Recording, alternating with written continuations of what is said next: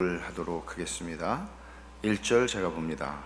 그때 야곱이 애굽에 곡식이 있음을 보고 아들들에게 이르되 너희는 어찌하여 서로 바라보고만 있느냐.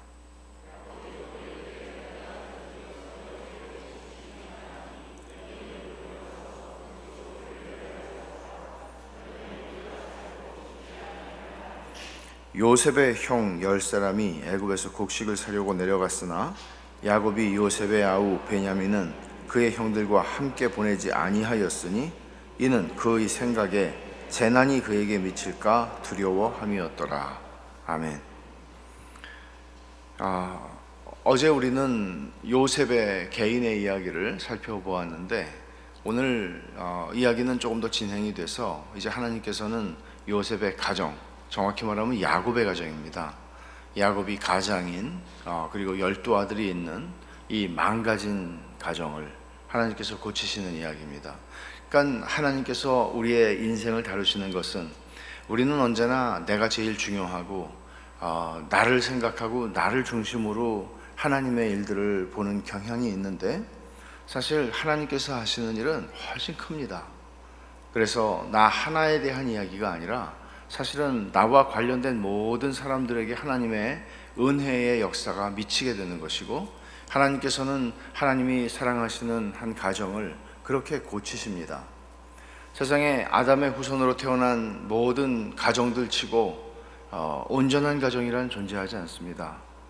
그래서 우리는 태어날 때부터 죄인인 가정에 죄인인 부모들 밑에서 태어나고 또 죄인인 형제들 틈바구니 속에서 자라납니다.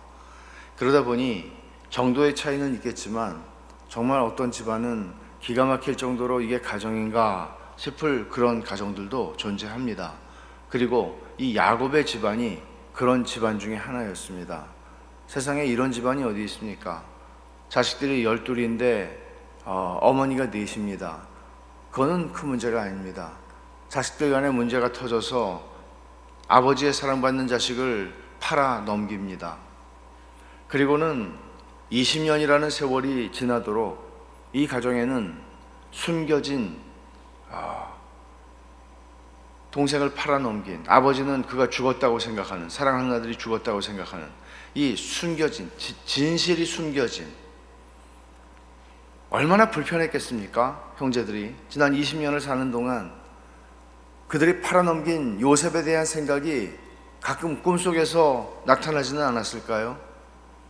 이런 식으로 어떻게 하나님을 믿는 하나님의 족장의 가정이라고 할 수 있겠습니까? 예수를 믿는 집이고 믿지 않는 집이고 이런 망가짐과 깨어짐과 아픔들은 없는 집안이 없습니다.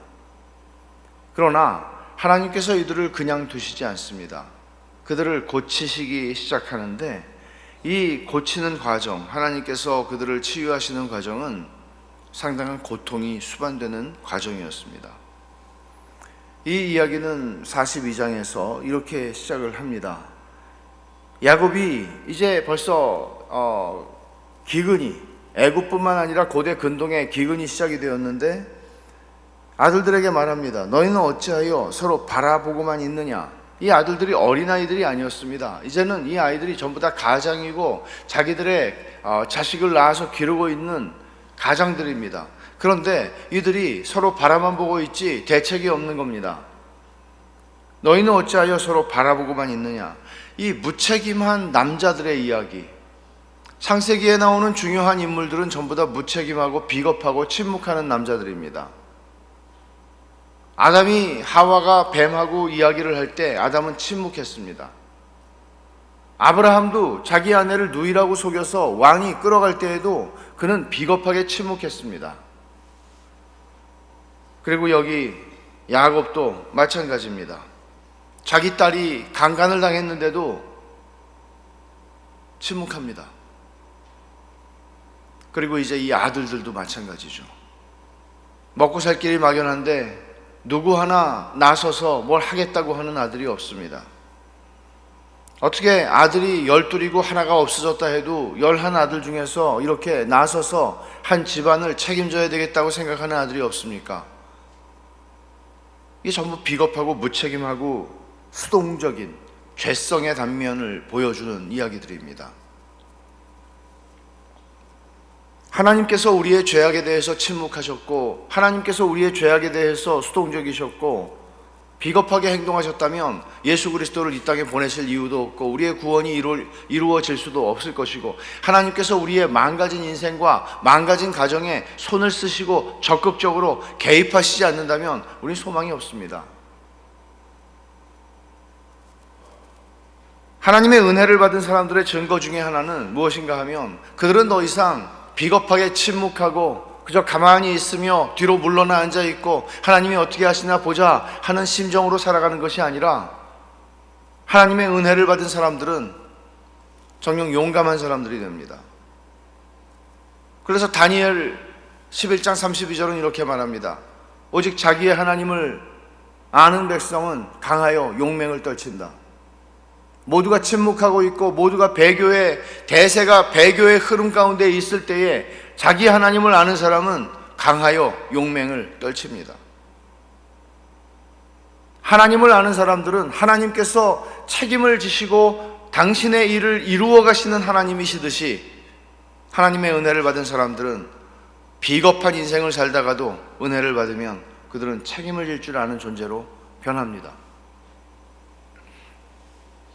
야곱의 집에는 떠나지 않는 두려움이 있었습니다. 2절에 보면 야곱이 또 이르되 내가 들은즉 저 애굽에 곡식이 있다 하니 너희는 그리로 가서 거기서 우리를 위하여 사오라. 그러면 우리가 살고 죽지 아니하리라.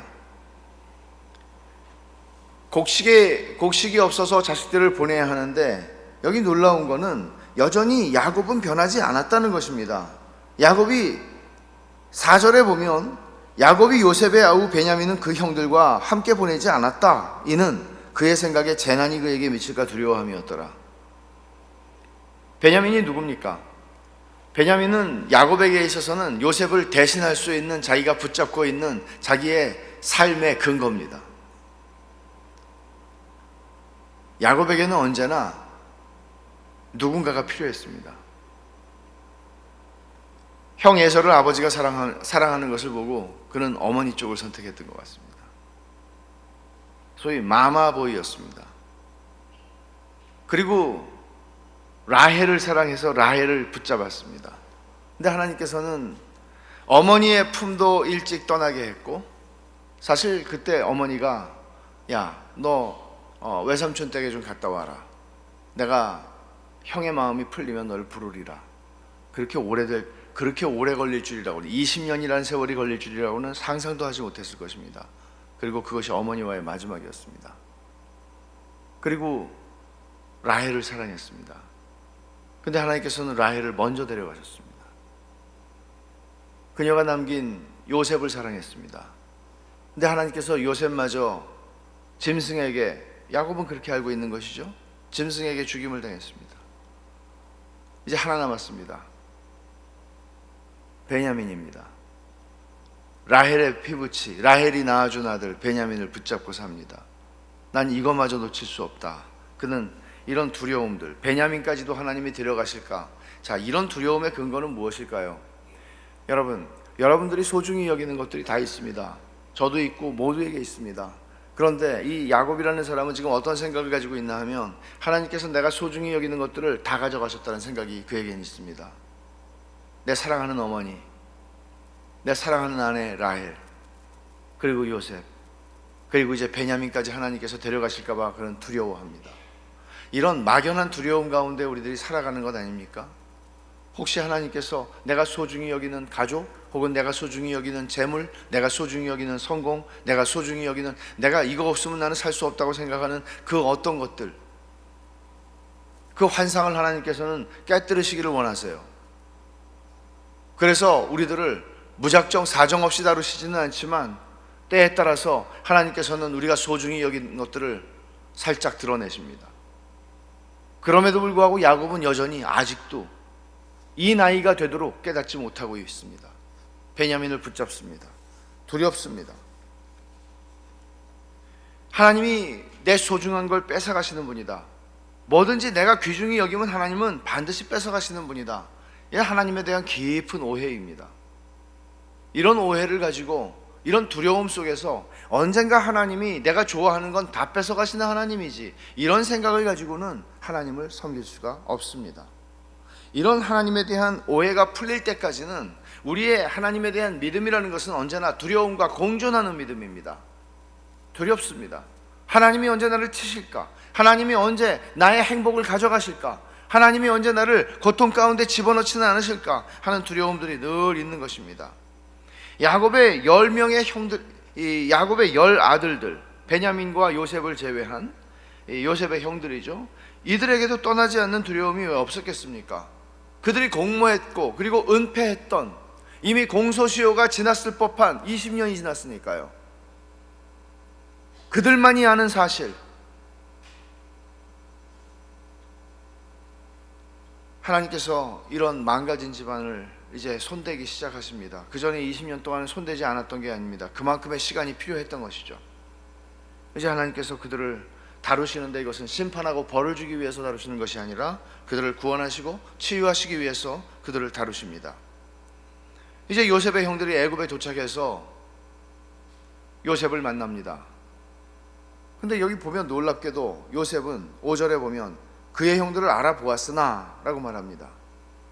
20년이 지났는데 가나안 땅에서 왔다고 하는 10명의 남자들을 보자 이들이 자기의 형인 것을 요셉은 알아봅니다. 물론 형들은 알아보지 못했죠. 그리고 9절에 이어서 성경은 이렇게 표현합니다. 요셉이 그들에게 대하여 꾼 꿈을 생각하고, 놀랍죠? 어떤 꿈입니까? 이 꿈 때문에 형들한테 미움을 받았던 그 꿈입니다. 형들이 나에게 절을 한다는 꿈이었습니다. 그런데 실제로 그 일이 이루어진 것이죠. 놀랍지 않습니까? 그러니까 이런 일들을 보면서 요셉의 마음이 어떠했을까요? 요셉의 하나님에 대한 어떤 새로운 인식이 생겼을까요? 전율하지 않았을까요? 하나님이 나에게 꾸게 하셨던 그 꿈을 이 역사의 현실 속에서 자기 인생에 지나온 삶의 궤적들을 보면 정말 기가 막힌 인생인데, 하나님이 이 일을 일어나게 하시다니, 하나님께서는 반드시 당신의 뜻을 성취하시고 마시는 하나님이라는 것을 알고 그는 전율했을 것입니다. 하나님께서 허투루 우리 인생에 허투루 일어나게 하는 일 하나도 없습니다. 이것이 하나님의 주권적인 섭리를 믿는 신앙입니다. 만물을 당신의 뜻대로 이루시는 하나님이십니다. 단순히 하나님께서는 거대한 것들만 보시고 우리의 미세하고 작은 인생의 대소사들에 대해서는 전혀 관심이 없는 하나님이 아니라, 하나님께서는 전지하셔서 모든 우주의 모든 삼라만상을 다 통치하시고 다스리시고 섭리하심에도 불구하고 우리 인생의 아주 작은 사소한 일들조차도, 심지어 주님이 말씀하신 대로 참새 한 마리도 땅에 떨어지지 않습니다. 여러분께서 지금까지 살아온 삶의 모든 일들 속에서 하나님은 늘 일하고 계셨습니다. 단지 우리는 알지 못하죠. 왜 그런 일들이 내 인생에 일어났었어야만 하는지, 왜 그런 일들이 우리 가정을 그렇게 아프게 해야 했는지 우리는 모르죠. 지금은 모르죠. 그러나 하나님께서 20년이 지나서 야곱의 집안을 만지기 시작하십니다. 여러분, 하나님께서 내 인생에 일어나는 모든 일들을 다 알고 계시고 허락하시고 간섭하시고 주도적으로 역사하신다는 것을 우리가 이해한다면, 믿는다면, 이것은 우리에게는 재앙입니까? 위로입니까? 위로죠. 하나님의 손을 떠나서 일어난 일은 하나도 없습니다. 앞으로도 마찬가지입니다. 내 인생은 하나님의 손 안에 있고, 하나님의 전능하시고 선하신 손 안에서 하나님이 이루시고자 하시는 주권적인 뜻을 내 인생 가운데 이루시기 위하여 모든 일을 허락하시고 주도적으로 일어나게 하실 것입니다. 하나님의 뜻을 떠나서 우리의 인생에 일어나는 일 없고, 하나님의 뜻을 떠나서 비록 우리가 우리의 현실 속에, 현실 사회 속에서는 부조리한 일들과 불의한 일들을 그토록 많이 보고 살아감에도 불구하고 그 모든 것들 속에서도 하나님은 당신의 주권적인 섭리를 멈추지 않습니다. 이제 요셉이 형들을 테스트합니다. 형들을 테스트하는데 여기서 어떤 사람들은, 야, 참 요셉이 뒤끝이 장렬하는 사람이구나. 형들이 와서 이렇게 했으면 딱 부둥켜 안고 울고 뭔가 이렇게 용서하고 해야 되는데 형들을 테스트하죠. 어떤 면에서는 이것은 요셉이 그들의 용서가 참되게 일어나게 하는, 어쩌면 이것은 하나님을 대신하여 요셉이 하나님을 대신해서 내가 형들을 테스트한다 이런 생각은 아니었을 것이 분명하고, 요셉은 하나님께서 그에게 주신 지혜를 따라서 형들이 진짜 자신들의 잘못을 깨닫고 돌이킬 수 있는 기회를 주고자 하는 것입니다. 그리고는 형들을 테스트하는데 그 테스트는 두 가지가 있습니다. 오늘 우리가 여기서 보는 테스트가 두 가지가 있는데 그건 굉장히 고통스러운 과정입니다. 하나님께서는 이런 방식으로 우리의 가정과 우리의 집안, 우리의 삶을 만지시고 고치시는데 이것은 고통이 수반되는 과정입니다. 첫 번째로 요셉이 테스트한 것은 진실성 테스트였습니다. 영어로 인테그리티라고 하는 말이 있습니다. 이건 우리말로 번역하기가 조금 어려운 말이지만 이것은 정말 진실성이라고 표현할 수 있겠죠. 웹스터 사전을 보면 도덕 규범과 그 방법에 대한 집착, 신실성 및 정직성 따위의 가치에 대한 비타협적인 집착, 속임수나 인위적인 것을 피하는 것을 의미한다. 아니면 아닌 것이죠. 요령을 부리고 살살살살 이렇게 편법을 쓰고 불법을 쓰면서 가는 건 아니죠. 내 마음에 내 중심에 있는 것을 따라서 행동하는 태도죠. 이 형들이 그런 진실성을 가지고 있는지를 테스트를 합니다. 진실성은 인격의 중심부에 있는 겁니다. 여러분, 하나님께서 우리의 인생을 테스트하십니다. 테스트하시는데 제가 첫날 인용했죠. 로버트 클린턴이라고 하는 사람에 의하면 하나님께서는 하나님의 사람들을 그 인생에서 한두 번 정도 반드시 진실성 테스트를 하신다고 말합니다. 우리 인생의 위기의 순간에 진실성 테스트를 하십니다. 그래서 우리가 과연 우리의 마음을 배반하는 그런 태도로 살아가지는 않는지, 만일 우리가 하나님께서 우리의 인생에서 중요한 시간에 진실성 테스트를 하실 때 거기서 넘어지게 되면 그 사람들은 하나님께서 그렇게 쓰실 수 없는 사람이 된다고 그는 얘기합니다. 많은 영적인 지도자들이 진실성 테스트에서 넘어져서 한때는 그렇게 하나님께 영광스럽게 사용되다가 넘어진다는 것입니다. 진실성 테스트는 다양한 방식으로 우리에게 주어질 수 있고 하나님께서는 그렇게 우리들을 테스트하십니다. 상황에 따라서 변하는 사람인가, 어려움이 있을 때 어떻게 해서든지 내가 이 어려움을 피하기 위해서 수단과 방법을 가리지 않는가, 어떤 도전이 올 때 그 도전을 내가 어떻게 대응하는가, 진실성을 보여주는 중요한 지표들입니다. 많은 방편들을 가지고 하나님께서 우리의 진실성을 테스트하십니다. 어쩌면 여러분들이 이 말을 들을 때 내 인생의 하나님의 진실성 테스트는 그것이었구나 라고 생각할지도 모르겠습니다. 하나님께서 우리의 가치관을 막 흔들어내십니다. 사탄을 통해서 돈이나 여러 가지 빠질 수 있는 유혹으로 우리들을 테스트하십니다. 사역에 대한 갈등으로 우리를 테스트할 때도 있습니다.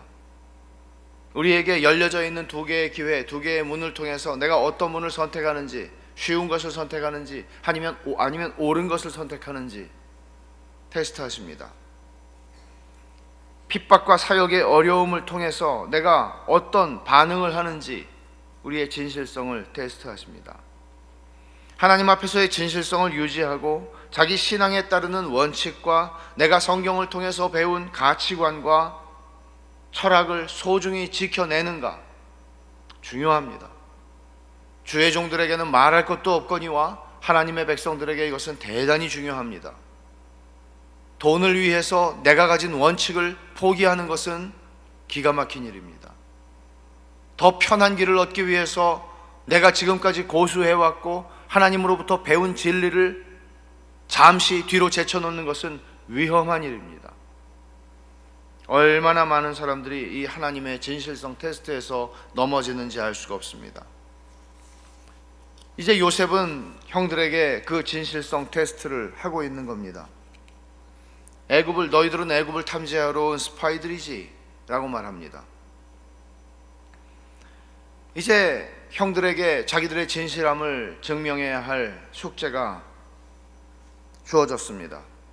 그들은 자기들이 어떤 존재들이라고 야곱이라고 하는 사람의 12아들이고 그 중에 하나는 잃어버려진 바 되었다고 얘기를 합니다. 하나는 집에 두고 왔다고 얘기하죠. 그리고는 이렇게 절차를 거쳐서 결국에는 요셉은 시므온 한 사람을 결박하고 이제 남은 형제들을 집으로 보내 베냐민을 데리고 와서 너희를 증명하라고 얘기를 하면서 그들이 돌아갈 때 그들이 가지고 온 돈을 자루에 다 넣으라고 하고 그들이 갈 때 또 길 양식까지도 더 주라고 얘기합니다. 이제 형제들은 다시 돌아오려면, 자기들의 형제 시므온을 구하기 위해 다시 돌아오려면, 과거에 그들은 은 20에 자기들의 형제를 팔았던 사람들이었습니다. 까짓 시므온 하나 버릴 수 있는 사람들이었습니다. 그들은 시므온을 구하러 돌아오려면 상당한 모험을 해야 했습니다. 왜냐하면 그들은 다시 도둑으로 몰릴 가능성이 많았습니다. 왜냐하면 돈을 자루에 그대로 가지고 왔으니까요. 돈 때문에 형제를 팔아넘긴 사람들, 아니 돈을 벌기 위해서만은 아니었지만 그들이 동생을 미워했던 미움 때문에 은 20에 팔아넘겼던 형제들, 이제 그들은 또 한 사람의 형제를 버릴 것인가, 아니면 위험을 무릅쓰고 그들은 형제를 구하러 와야 할 것인가 하는 면에서 이것은 하나의 진실성 테스트였다고 볼 수 있습니다. 두 가지 테스트가 여기에는 겹쳐서 나타납니다. 진실성 테스트와 형제 사랑에 대한 테스트였습니다. 요셉을 버린 것처럼 그들은 시므온을 버릴 것인가. 자기들 안에 숨겨진 진실을 기억하고 갈등하기 시작하는 모습을 그들 3일 동안 감옥에 있는 동안 그들은 생각합니다. 요셉은 그것을 다 듣습니다. 이 애굽 사람이 자기들의 말을 들을 거라고 생각하지 않고 그들은 드디어 20년 만에 숨겨졌고 은폐했던 불편한 진실을 서로 말하기 시작합니다. 우리가 왜 이런 일을 당해야 돼? 그것 때문은 아닌가? 이런 생각들을 하기 시작한 겁니다. 그리고는 르우벤이 21절에 이렇게 21절에 그들이 서로 말합니다. 우리가 아우의 일로 말미암아 범죄하였도다. 그가 애걸할 때 우리 그 마음의 괴로움을 보고 듣지 아니하였으므로 이 괴로움을 우리에게 임하도다. 놀랍지 않습니까? 20년이 지났습니다. 그런데 이들에게 닥친 이 일은 그들로 하여금 20년 전에 그 일을 생각하게 합니다. 그리고 르우벤이 그들에게 말합니다. 르우벤은 가장 큰 형입니다. 내가 너희에게 그 아이에 대하여 죄를 짓지 말라고 하지 아니하였더냐? 그래도 너희가 듣지 아니하였느니라. 그러므로 그의 핏값을 치르게 되었도다. 거의 이들에게는 자기들의 삶 속에서 그렇게 그다지 하나님께서 자기들에게 어떻게 하실 거라는 오점을 남긴 적은 없는지 모르겠습니다. 그러나 이렇게 겉으로 보기에는 행복해 보이는 집안이었는데 이들에게는 이렇게 참혹한, 비참한, 부끄러운, 은폐된 진실이 있었던 것이죠. 요셉이 그런 과정을 지켜보면서 괴로워서 참지를 못하고 그 자리를 피합니다. 수많은 감정이 교차했을 것입니다. 자기가 혼자서 17살에 팔려와서 보냈던 지난 20년의 시간들, 그리고 특별히 고통스러웠던 보디발의 집에 있었고 감옥에 있어야 했던 그 자기의 어린 시절들, 젊은 시절들 돌아보면 얼마나 많은 감정들이 교차했겠습니까? 그래서 요셉은 마음이 약해지지 않고 형제들을 엄하게 대하며 그들의 진실성을 테스트합니다. 그리고 시므온을 결박하고 그들을 이제 보냅니다. 형제를 사랑하는가 하는 것을 봅니다. 돈보다 형제를 귀하게 여길 것인가 하는 것을 봅니다. 결국 돌아가는 길에서 이 사실을 발견한 형제들이 두려워합니다. 자기들의 자루에서 돈을 발견한 거죠. 그들은 몸서리를 쳤을 것입니다. 그리고는 정말 놀라운 고백이 나오는데 그것은 28절입니다. 여관에서 이제 그 자기들의 자루에 돈이 있는 것을 발견을 했습니다. 그리고는 한 형제가 말합니다. 내 돈을 도로 넣었도다. 보라, 자루 속에 있도다. 이에 그들이 혼이 나서 떨며 서로 돌아보며 말하되 하나님이 어찌하여 이런 일을 우리에게 행하셨는가? 왜 이게 놀라운 고백인가 하면 이 형제들이 하나님에 대해서 언급하는 첫 번째 말입니다. 이것이, 이 사람들은 하나님의 백성들이었습니다. 하나님의 백성인데 하나님 백성다운 모습은 하나도 보여주지 않는 사람들입니다. 그런데 이 사람들의 입에서 하나님이 튀어나왔습니다. 하나님이 이렇게 하셨답니다. 이 모든 일 속에서 하나님이 이렇게 하셨답니다. 그들이 하나님의 섭리와 주권을 그렇게 믿고 살았던 사람들 같지 않습니다. 그런데 이 어려운 일을 닥치자 그들이 혼이 나서 떨며 말합니다. 하나님이 왜 우리한테 이렇게 하시는가? 이게 하나님이 우리에게 고난을 주실 때 우리가 하는 반응입니다. 우리는 잘 될 때 하나님이 왜 나에게 이렇게 하시는가 생각하지 않습니다. 하나님, 나는 이런 거 감당 못합니다. 하나님, 나에게서 이 물질을 제하여 주십시오. 하나님, 나는 이런 거 감당 못합니다. 하나님, 왜 이렇게 나에게 행복한 인생을 주십니까? 나에게 제해 주십시오. 난 자격이 없습니다. 우리 그렇게 말하지 않아요. 고난이 올 때 우리는 그렇게 말해요. 하나님, 왜 나한테 이렇게 하십니까? 하나님, 내가 이렇게 고난받아야 되는 존재입니까? 고난이 올 때 우리는 하나님한테 왜라고 질문을 해요. 좋은 일이 있을 때 우리는 왜라고 질문하지 않아요. 당연하게 여겨요. 드디어 이들에게 감당할 수 없는 고난이 닥치자 이들은 하나님이 자기들에게 이렇게 하셨다고 지금 말하고 있는 거예요. 놀라운 고백이죠. 드디어 하나님을 생각해내기 시작한 거죠. 그리고는 하나님께서 그들의 깨진 가정 가운데 이제 서서히 그들의 입술에서 고백되는 것뿐만 아니라 서서히 이들에게 노골적으로 등장하기 시작하시는 것입니다. 하나님께서는 이들을 점점 더 압박하십니다. 그래서 요셉의 형들이 집에 가서 야곱에게 이 모든 자초지종을 말하지만 야곱은 요지부동입니다. 36절을 보시면 그들의 아버지 야곱이 그들에게 이르되 너희가 나에게 내 자식들을 잃게 하도다. 보세요, 이 비겁한 아버지. 아니, 요셉을 자기가 알고 있기로는 요셉을 자기가 형들을 찾아서 보냈고 짐승에게 먹혀 죽었는데 너희가 내 요셉도 빼앗아갔고 이제 베냐민도 빼앗아가려고 하느냐? 이런 아버지, 그리고는 요셉도 없어졌고 시므온도 없어졌거늘 베냐민을 또 빼앗아가고자 하니 이는 다 나를 해롭게 함이로다. 어린애 같은 모습입니다. 책임지지 않습니다. 비겁합니다. 수동적입니다. 이런 모습 속에서 야곱은 비록 많은 하나님의 은혜를 체험하고 살아왔던 사람입니다. 브니엘에서 하나님을 만났습니다. 씨름했습니다. 그럼에도 불구하고 그 안에 정리되지 못한 하나님에 대한 심각한 오해가 남아 있었을 때 하나님께서는 이것들을 고치기 위하여 그에게 찾아오십니다. 이런 하나님에 대한 오해들을 우리가 가지고 살아갈 때 필연적으로 나 자신과 우리의 주변의 삶은 무너지게 되어 있고 망가지게 되어 있습니다. 그리고 하나님은 자기 백성을 찾아오셔서 이 망가진 가정을 고치시는 것입니다. 야곱이 마음을 정합니다. 38절을 보면 야곱이 이르되 내 아들은 너희와 함께 내려가지 못하리니 그의 형들은 죽고 그만 남았습니다. 만일 너희가 가는 길에 재난이 그에게 미치면 너희가 내 흰머리를 슬퍼하며 스올로 내려가게 함이 되리라 하면서 끝까지 그는 놓지 않겠다고 하나님하고 줄다리기를 하는 것입니다. 내 소중한 것, 이제 하나 남은 내 소중한 피부치, 내 아들 베냐민은 놓을 수 없다 하는 것입니다. 시므온을 구하기 위해서라도 나는 베냐민을 놓을 수 없습니다. 왜냐하면 내 사랑에는 등급이 있기 때문입니다. 미성숙한 아버지입니다. 베냐민만이 그의 위로입니다. 여기서도 우리는 하나님께서 한 가정을 고치시는데 어떤 방식으로 일하시는지를 봅니다. 하나님이 우리의 가정과 우리의 인생과 우리의 주변에 평안을 주시기 위해서는 하나님은 그 평안을, 거짓된 평안을 주시지 않기에 우리의 평안을 깨트린 죄악을 찾아내십니다. 그 죄악을 찾아내시고 그 죄악을 우리 앞에 두십니다. 그리고 우리가 그 죄악을 하나님 앞에 인정하지 않을 수 없고 그 죄를 토설하지 않을 수 없게 만드신 후에야 하나님은 그 가정과 하나님의 백성들 안에 평안을 허락하십니다. 회복의 긴 과정이 이렇게 시작되었습니다. 이 여정의 시작에는 치유의 고통이 따릅니다.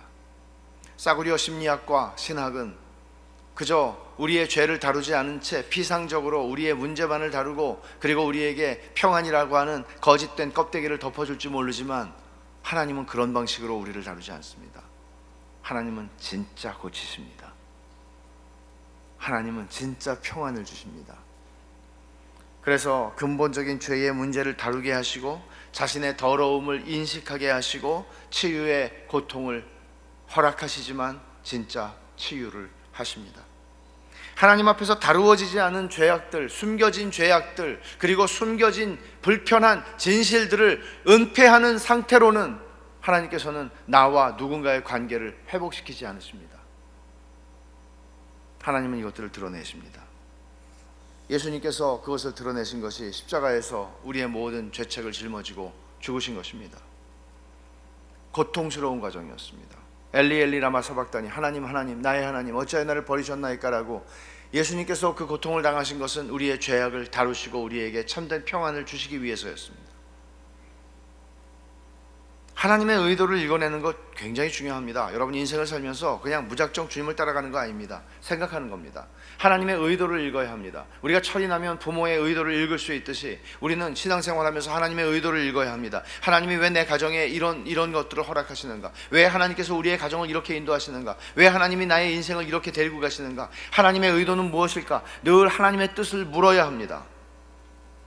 그런 안목으로 우리는 볼 수 있어야 합니다. 전부 자기 중심적이고 나 하는 그런 자기 중심적 안목을 가지고는 우리는 하나님의 역사에 동참할 수가 없습니다. 하나님께서 내 가정을 어떻게 이끌어 가시는가? 하나님께서 서머나 교회를 어떻게 이끌어 가시는가? 적어도 이런 안목을 가져야 하는 것입니다. 나만의 문제가 아닙니다. 나 하나가 어떻게 마음이 상하고 나 하나가 어떻게 되고 이런 게 우리 가정에서 중요한 게 아니라 이걸 통해서 하나님이 우리 가정에 내 형제들과의 관계 속에 내 부모들과의 관계 속에 우리 교회 속에서의 나와 모든 연결된 관계 속에 하나님이 무엇을 하시는가가 언제나 중요한 겁니다. 내가 우주의 중심이 아닙니다. 나는 우리 가정이라고 하는 곳에 속해 있는 한 사람이고 나는 우리 하나님께서 주신 영적인 공동체 가족 가운데 속해 있는 한 사람입니다. 내일 새벽에 우리는 더 큰 이야기를 보게 되겠지만 말이죠, 자기중심적인 생각을 버리십시오.